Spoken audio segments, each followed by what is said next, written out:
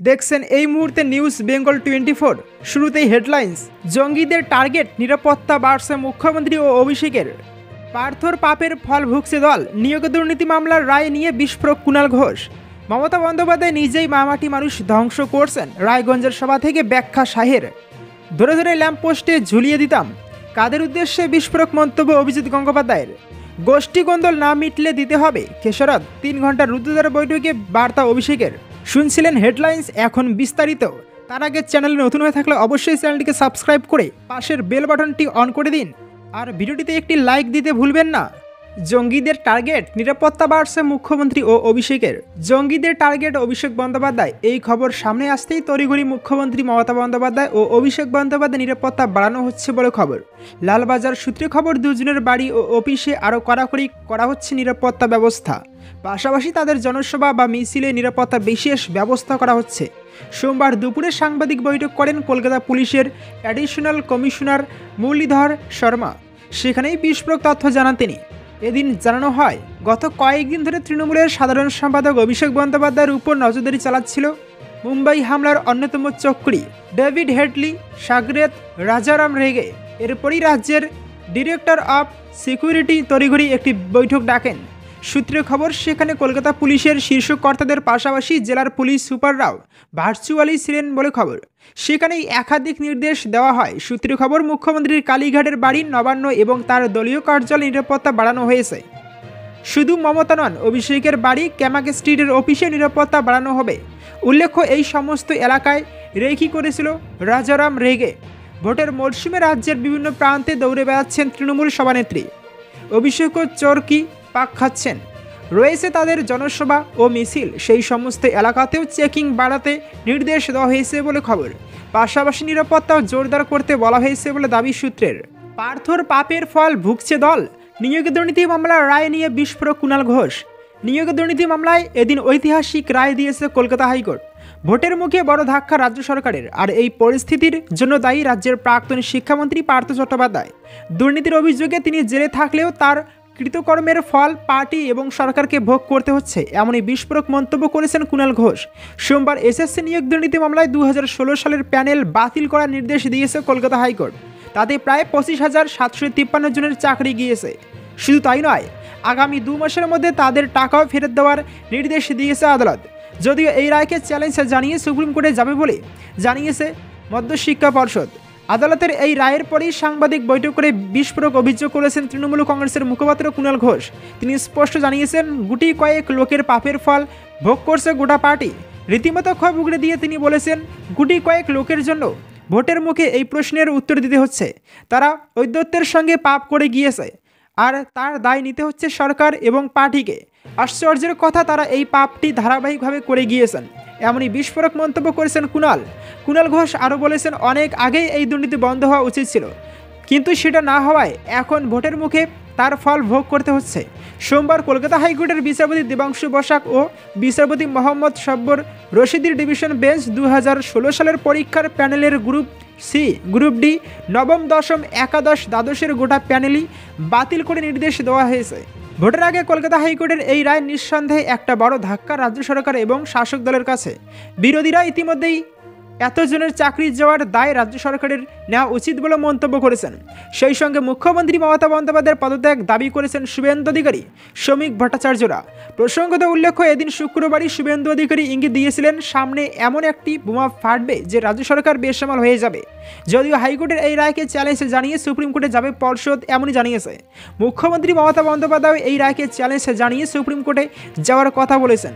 লোকসভা নির্বাচনের আগে এই রায় যে নিঃসন্দেহে বড় ঘটনা ঘটাবে রাজনৈতিক মহলে, তাতে কোনো সন্দেহ নেই। একদিকে দুর্নীতির চাপ, অন্যদিকে কয়েক হাজার চাকরি যাওয়ার চাপ, দুইয়ে মিলে ভোটের আগে চরম চাপের রয়েছে রাজ্য সরকার। মমতা বন্দ্যোপাধ্যায় নিজেই মামাটি মানুষ ধ্বংস করছেন, রায়গঞ্জের সভা থেকে ব্যাখ্যা শাহের। মাত্র 3 সপ্তাহে নিজের দলের মূল মন্ত্র বেঁধে দিয়েছিলেন মমতা বন্দ্যোপাধ্যায়। 2011 সালের আগে থেকে তৃণমূল কংগ্রেস মামাটি মানুষ স্লোগান দিয়ে আসছে। 2024 সালে দাঁড়িয়েও ঘাসফুল শিবিরের মন্ত্র এটাই। কিন্তু মঙ্গলবার রায়গঞ্জের সভা থেকে অমিত শাহ দাবি করলেন, মামাটি মানুষকে ধ্বংস করছেন মমতা বন্দ্যোপাধ্যায় নিজেই। নিজের বক্তব্যের ব্যাখ্যাও দিয়েছেন কেন্দ্রীয় স্বরাষ্ট্রমন্ত্রী। বাংলায় অনুপ্রবেশকারী সমস্যা নিয়ে এদিন আরও একবার সরব হয়েছেন অমিত শাহ। পাশাপাশি সিএ থেকে শুরু করে দুর্নীতি ইস্যু নিয়েও তৃণমূল সরকারকে নিশানা করেন তিনি। এই প্রসঙ্গেই মা মাটি মানুষ স্লোগানের কথা সকলকে মনে করেন শাহ।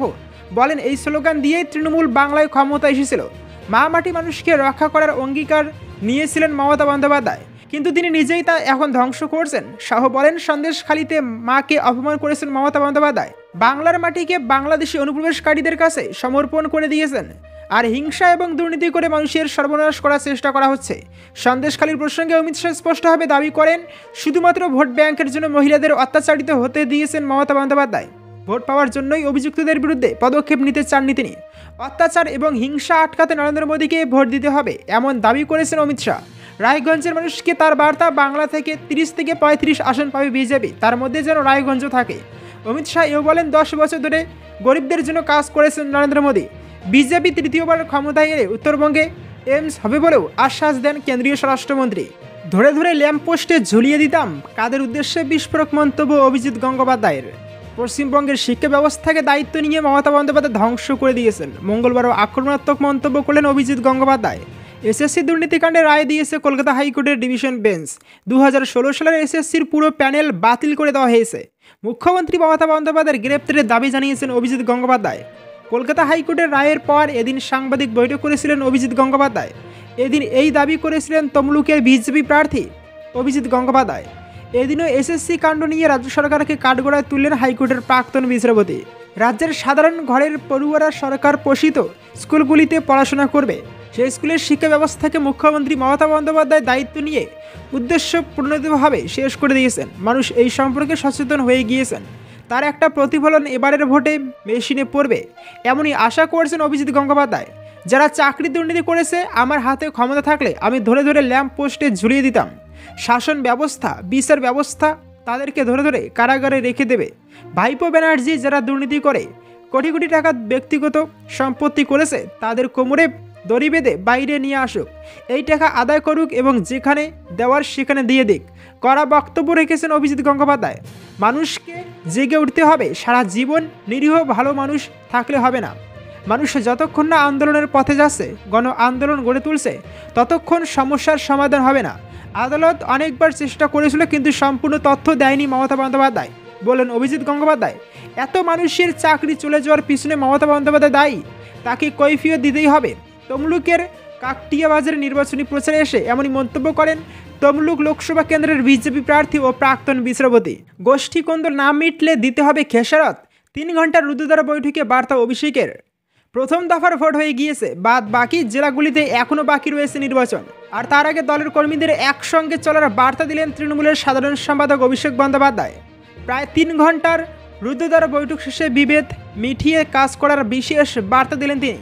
তৃণমূল সূত্রে খবর, শুধু তাই নয়, নিজেদের মধ্যে গোষ্ঠীর দ্বন্দ্বের জেরে যদি তৃণমূল প্রার্থীরা হেরে যান, তাহলে তাদের কাউকে পদে রাখা হবে না বলেও হুঁশিয়ারি দিয়েছেন অভিষেক বন্দ্যোপাধ্যায়। এদিন পশ্চিম মেদিনীপুর জেলার মেদিনীপুর এবং ঘাটাল সাংগঠনিক জেলার 2 সভাপতি সহ প্রত্যেক ব্লক সভাপতি, পঞ্চায়েত সমিতির কর্মাধ্যক্ষ, জেলা পরিষদের কর্মাধ্যক্ষ, শাখা সংগঠনের নেতৃত্বদের নিয়ে ডাকা হয়েছিল বৈঠক। প্রায় 150 জন উপস্থিত ছিলেন এদিনের এই বৈঠকে। মূলত এগরা, দাঁতন এবং খড়গপুর এই 3 ব্লকের নেতৃত্বকে বৈঠকে বিশেষ বার্তা দিয়েছে বলে খবর। ব্লক ধরে ধরে বৈঠকে কথা হয়েছে বলে জানা যাচ্ছে। যে সমস্ত পৌরসভা এলাকায় সাংগঠনিক নেতাদের সঙ্গে পৌর প্রধানের মতানৈক্য রয়েছে, তাদের বিভেদ মিটিয়ে কাজ করার নির্দেশ দিয়েছেন তৃণমূলের সেকেন্ড ইন কমান্ড বলে সূত্রের খবর। প্রয়োজনে পৌরসভার পৌর প্রধানকে সরিয়ে নতুন পৌর প্রধান আনা হতে পারে বলেও হুঁশিয়ারি দিয়েছিলেন অভিষেক বন্দ্যোপাধ্যায়। 2019 সালের নির্বাচনে যে রেজাল্ট হয়েছিল, তার থেকে প্রত্যেক বুথে 10% ভোট বাড়ানোর নির্দেশ দেওয়া হয়েছে বলে জানা গিয়েছে। এ প্রসঙ্গে পরে সাংবাদিকদের সামনে তৃণমূল নেতা অজিত মাইতি বলেন, সুন্দর বৈঠক হয়েছে। এই বৈঠক আমাদের মতো কর্মীদের কাছে গুরুত্বপূর্ণ।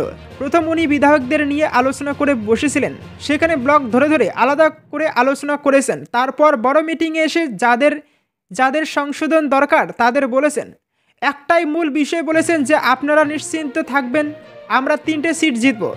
আমাদের কাছে খবর আছে বিজেপির বহু লোক ভোট দেবে না, কোনো সমীক্ষা কাজে লাগবে না। এই 30 দিন আর 1 মিনিট সময় নষ্ট না করে মাঠে নামতে হবে। উনি স্পষ্ট করে বলেছেন, মমতা বন্দ্যোপাধ্যায়ের মুখ মনে রেখে সব বিবাদ মেটাতে হবে।